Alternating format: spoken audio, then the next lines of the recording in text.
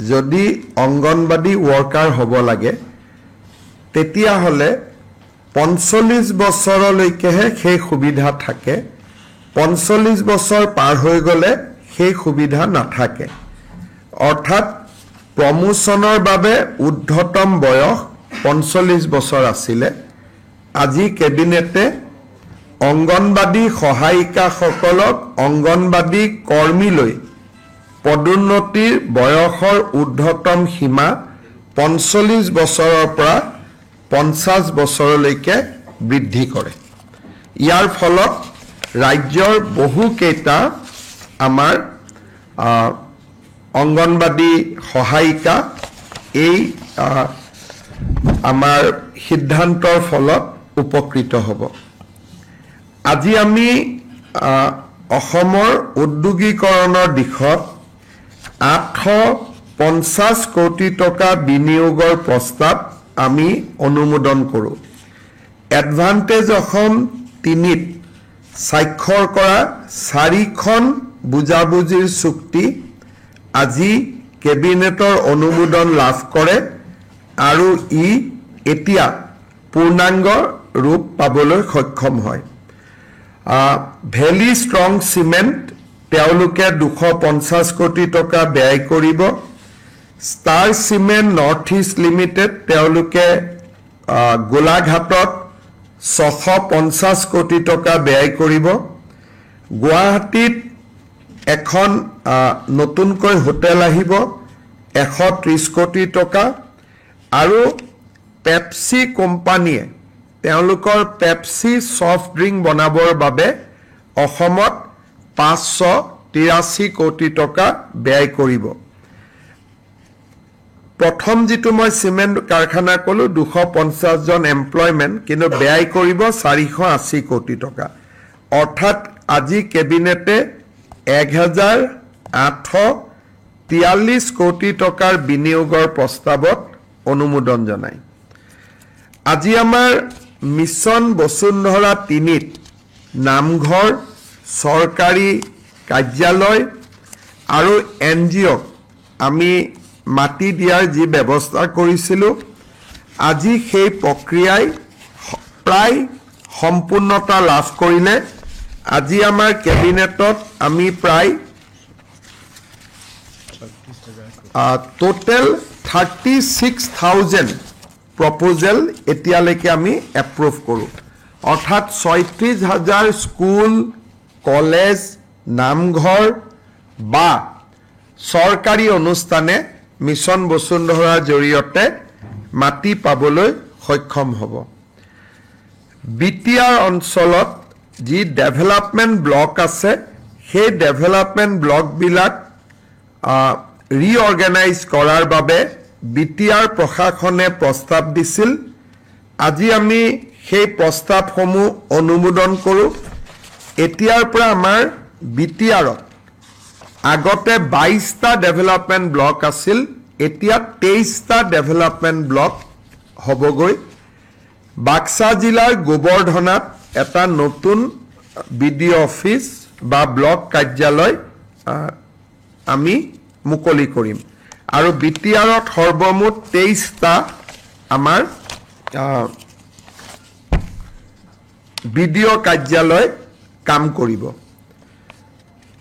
Assam forest protection force আৰু frontline forest ষ্টাফক ৰেচনৰ বাবে আমি মাহত 2000 টকা দি আছিলো যেহেতু পুলিচে ৰেচনৰ বাবে 2500 টকা পায় সেইবাবে আজি অসম ফৰেষ্ট প্ৰটেকশ্যন ফোৰ্স আৰু ফ্ৰণ্টলাইন ষ্টাফক আমি ৰেচনৰ বাবদ দিয়া 2000 টকা 2500 টকালৈকে আমি বৃদ্ধি কৰোঁ আৰক্ষীৰ সমপৰ্যায়লৈকে আমি লৈ আহোঁ এতিয়া মই কেবিনেটত গ্ৰহণ কৰা এটা গুৰুত্বপূৰ্ণ সিদ্ধান্তৰ বিষয়ে আপোনালোকক ক'ব বিচাৰিছো আপোনালোকে জানে যে আমি 2025 বৰ্ষটোক কিতাপৰ বৰ্ষ হিচাপে উদযাপন কৰাৰ সিদ্ধান্ত গ্ৰহণ কৰিছিলো সেই সিদ্ধান্ত অনুসৰি কেবিনেটত আজি আমি কেইবাটাও সিদ্ধান্ত গ্ৰহণ কৰোঁ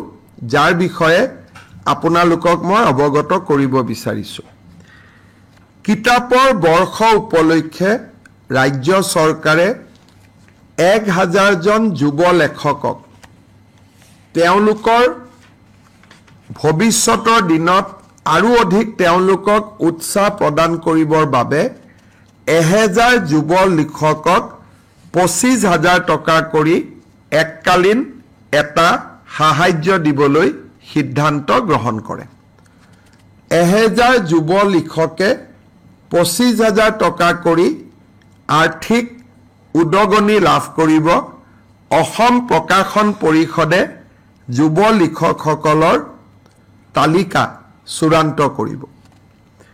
এই বছৰ অসমত যাতে কেইবাখনো গ্ৰন্থমেলা অনুষ্ঠিত হ'ব পাৰে, সেইবাবে ৰাজ্য চৰকাৰে জিলা সদৰত কোনোবা অনুষ্ঠান প্ৰতিষ্ঠানে গ্ৰন্থমেলা আয়োজন কৰিলে 5 লাখ টকাকৈ আৰ্থিক সহায় আগবঢ়াব। অৰ্থাৎ অসমৰ 35খন জিলাৰ যি ধৰণে গ্ৰন্থমেলা আয়োজন হ'ব, যিসকল আয়োজক সেই আয়োজকসকলক আমি 5 লাখ টকাৰ এটা অনুদান আগবঢ়াম। আৰু যদি কোনোবাই গ্ৰন্থমেলা সমজিলাত পাতে, আমাৰ ৰাজ্যত জিলা আছে, সমজিলা আছে, এতিয়া মহকুমা নাই, গতিকে জিলাত পাতিলে গ্ৰন্থমেলা পাতিলে 5 লাখ টকা পাব। আৰু সমজিলাত যদি গ্ৰন্থমেলা পাতে 2,500 টকা তেওঁলোকে 2.5 লাখ টকা তেওঁলোকে লাভ কৰিব। 5 lakhs in district headquarter, 2.5 lakhs in co-district headquarter। 16 আগষ্টৰ পৰা ৰাজ্য চৰকাৰে প্ৰতিখন চৰকাৰী ফাংচনত এই কিতাপৰ বৰ্ষ শেষ নোহোৱাৰ পৰিৱৰ্তে লৈকে গামোচাৰ লগতে একোখন কিতাপেৰে আমি বিশিষ্ট অতিথিসকলক সম্বৰ্ধনা বা আমি তেওঁলোকক সন্মানিত কৰিম। অৰ্থাৎ ষ্টেট গভৰ্ণমেণ্টৰ যিকোনো ফাংচনত অতিথিসকলক গামোচাৰ লগতে একোখন কিতাপ উপহাৰ দিয়াটো অনিবাৰ্য হ'ব। ইয়াৰ পিছত ৰাজ্য চৰকাৰৰ যিমান কৰ্মচাৰী আছে, এই কৰ্মচাৰীসকলক নৱেম্বৰ মাহৰ দৰমহাত আমি 1000 টকা অতিৰিক্তকৈ দিম। 1000 টকা লৈ তেওঁলোকে কিতাপ কিনিব লাগিব আৰু ৰচিদ, কিতাপ কিনা ৰচিদ তেওঁলোকে নিজৰ হেড অফ দ্য ডিপাৰ্টমেণ্টক জমা দিব লাগিব। আমাৰ ৰাজ্যত প্ৰায় 3 লাখ চৰকাৰী কৰ্মচাৰী আছে, বেছি আছে, 4 লাখ বুলি ক'ব পাৰে। তাৰ মানে ৰাজ্য চৰকাৰে 40 কোটি টকা খালি কিতাপ কিনাৰ বাবে ব্যয় কৰিব। যদি কোনোবা কৰ্মচাৰীয়ে টকাটো লৈ গৈ কিতাপৰ কিনা ৰচিদখন ঘূৰাই নিদিয়ে, তেতিয়াহ'লে নেক্সট মাহৰ দৰমহাত 1000 টকা কৰ্তন কৰা হ'ব। আৰু যদি কিতাপখন কিনে, তেতিয়াহ'লে তেওঁ সেই টকাটো দৰমহাৰ অতিৰিক্ত হিচাপে লাভ কৰিব। শেষত কিতাপৰ বৰ্ষ উপলক্ষে এইবাৰ ডক্টৰ ভূপেন হাজৰিকাৰ নামত ৰাজ্য চৰকাৰে প্ৰকাশ কৰা পুথি এখন 1 জানুৱাৰী তাৰিখে পুৱা কৰি অসমৰ 12 লাখ পৰিয়ালত আমি বিতৰণৰ বাবে সিদ্ধান্ত লৈছোঁ। এই 12 লাখ পৰিয়াল মেইনলি চৰকাৰী শিক্ষক, পঞ্চায়তৰ প্ৰতিনিধি, এই ধৰণৰ যিখিনি আমাৰ এখন তালিকা আছে, তালিকা অনুসৰি 12 লাখ ঘৰত আমি ভূপেন হাজৰিকা দেৱৰ জীৱনীখন আমি প্ৰেৰণ কৰিম। কিতাপৰ বৰ্ষ উপলক্ষে যোৱা প্ৰেছ কনফাৰেন্সত আমি কৈছিলোঁ যে 38 লাখ অৰুণোদয় হিতাধিকাৰীৰ পৰিয়াললৈও আমি সৰু কিতাপৰ পুস্তিকা এখন প্ৰেৰণ কৰিছোঁ। অৰ্থাৎ ৰাজ্য চৰকাৰে বাজেটত ঘোষণা কৰা ধৰণে আমি বিস্তৃতভাৱে এইবাৰ কিতাপৰ বৰ্ষ পালন কৰিম।